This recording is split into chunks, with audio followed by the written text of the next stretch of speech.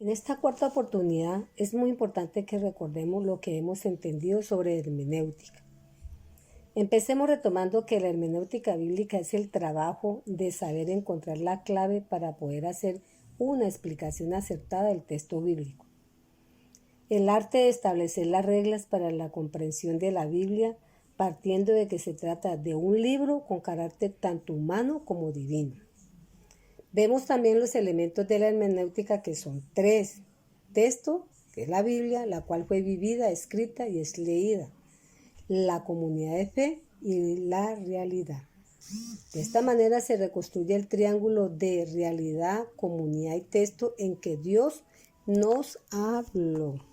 En este sentido, es importante resaltar el aporte de Carlos Mester, doctor en teología bíblica, quien nos dice: la manera concreta de leer y estudiar la Biblia es a través de la unión inseparable entre la situación del pueblo, lugar donde se nos revela a Dios, la comunidad de fe, que en esta realidad reconoce la presencia de Dios, y la Biblia, palabra que es memoria de la acción liberadora de Dios en la vida del pueblo. La interrelación entre las tres es semejante a una mesa de 3 pies. Solamente así nos encontramos en disposición de escuchar y anunciar hoy la palabra de Dios, que es luz para nuestro caminar. Veamos entonces los 3 elementos del triángulo hermenéutico. En primer lugar, el pretexto, como todo lo que ya está presente antes del encuentro con el texto. Es decir, aquellas historias o realidades que no dependen ni del lector, ni del autor, ni del texto, pero que al mismo tiempo inciden en ellos y en la comprensión del texto.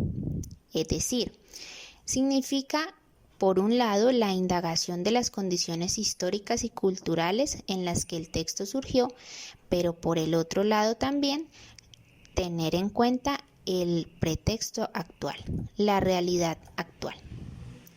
En un segundo lugar, encontramos el contexto, entendido como la comunidad de fe, la iglesia.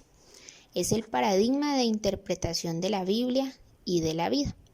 Al contexto le corresponde aquella percepción creyente de la realidad y la lectura de la Biblia. En el proceso de interpretación es una característica propia del contexto buscar el conocimiento del sentido espiritual de la realidad, es decir, intentar percibir la revelación de Dios. En el tercer lugar tenemos el texto, que es propiamente el texto construido desde la misma experiencia de vida. Todo esto significa que en el fondo el criterio básico o la fuente de todo es la experiencia que hoy tenemos del Dios y de la vida, y que no estoy solo dentro de una comunidad, sino que con ella hago parte de una humanidad, en comunión con ella, y de ella recibo mi sensibilidad, mi identidad y los valores que me van moviendo a hacer realidad lo que la palabra de Dios nos ha manifestado desde su misma interpretación y escritura. En el encuentro anterior pudimos entender cómo reconocer los 3 esquemas: Egipto, desierto, tierra prometida. Se visualizan a nivel social. En esta oportunidad vemos la importancia de aplicar estos 3 esquemas a nivel personal, ya que constantemente nos vemos en situaciones donde podemos evidenciar Egipto en nosotros mismos o en la realidad que vemos y vivimos. Y debemos tomar postura para saber si nos quedamos allí o si actuamos para ir a la tierra prometida. Esta aplicación se integra con un método pastoral conocido como ver, discernir y actuar.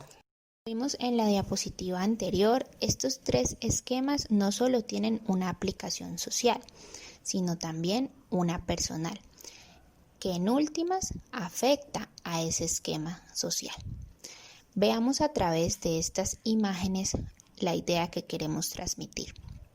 El ver, que representaría Egipto, en cuanto nosotros mismos podemos ser esclavos de nuestro egoísmo, avaricia, envidia y de todas aquellas actitudes que ni siquiera somos capaces de ser conscientes que las estamos cultivando dentro de nosotros. O por ejemplo, quedarnos viendo el Egipto de la sociedad en donde se siguen generando fronteras para la marginación, donde se sigue excluyendo, pero nos quedamos allí simplemente como unos espectadores. En el discernir ya viene la conciencia, ya viene ese proceso de desierto y es allí donde tomamos postura. Debemos reconocer verdaderamente cuáles son esas actitudes dentro de nosotros mismos que nos están haciendo incluso ser opresores de otros o por el contrario nos está permitiendo tener una relación fraterna con los demás.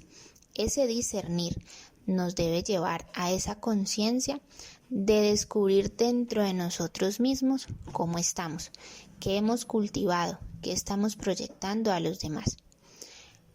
Finalmente, el actuar o la tierra prometida.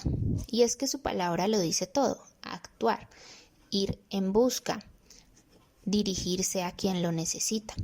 Con estas tres imágenes en donde vemos unas manos conformando un círculo, precisamente símbolo de ese sistema que no es piramidal porque no nos interesa una jerarquía, sino donde todos podemos construir una verdadera comunidad, una comunidad que sienta la necesidad del otro y no solo que se quede en la compasión, sino que actúe para resolverla o tratar de ayudar.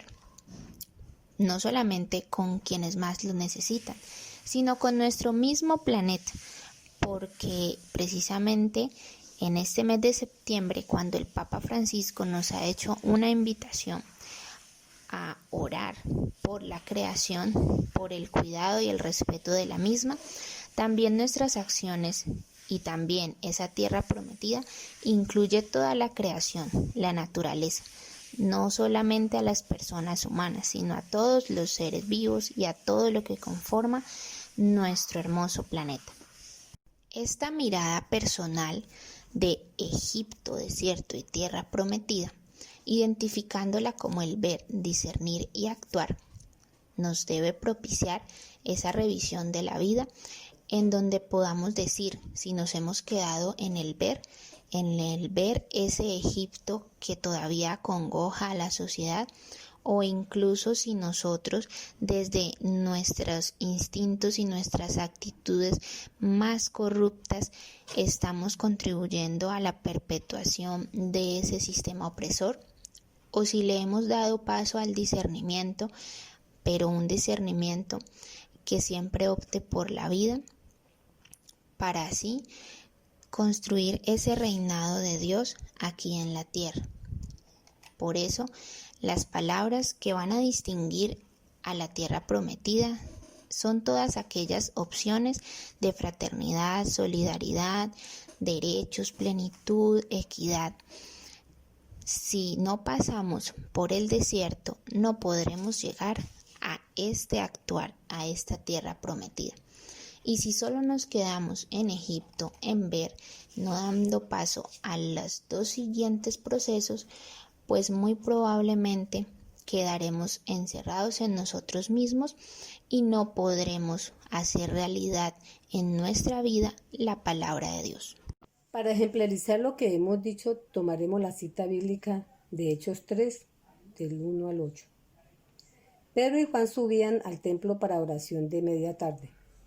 Un hombre paralítico de nacimiento solía ser transportado diariamente y colocado a la puerta del templo llamado La Hermosa, para pedir limosna a los que entraban en el templo.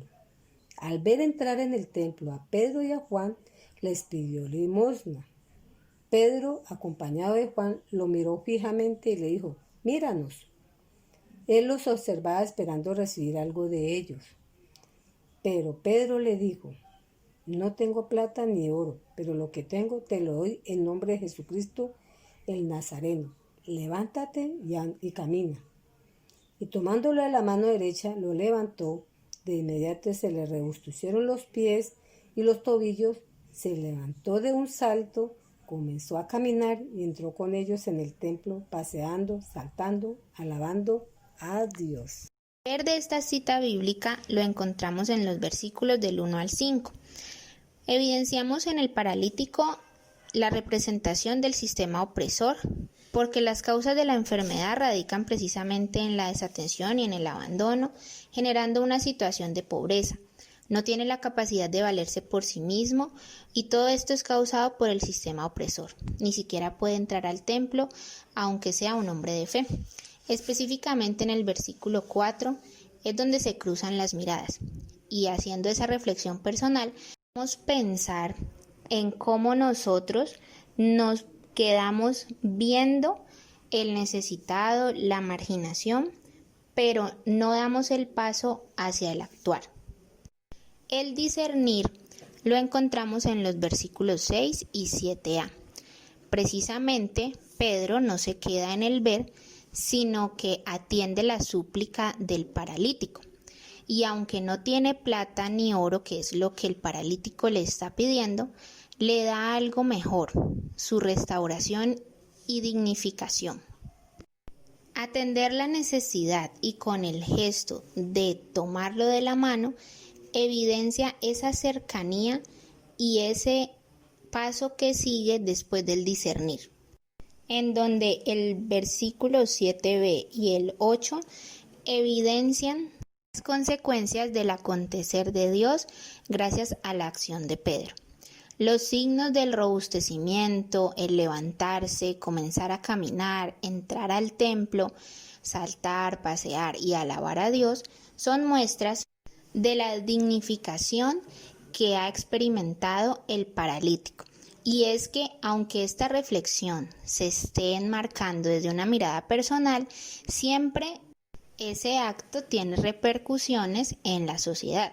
Y es que nuestros actos en la tierra prometida son los que permiten ver la presencia de Dios que acoge y atiende al necesitado.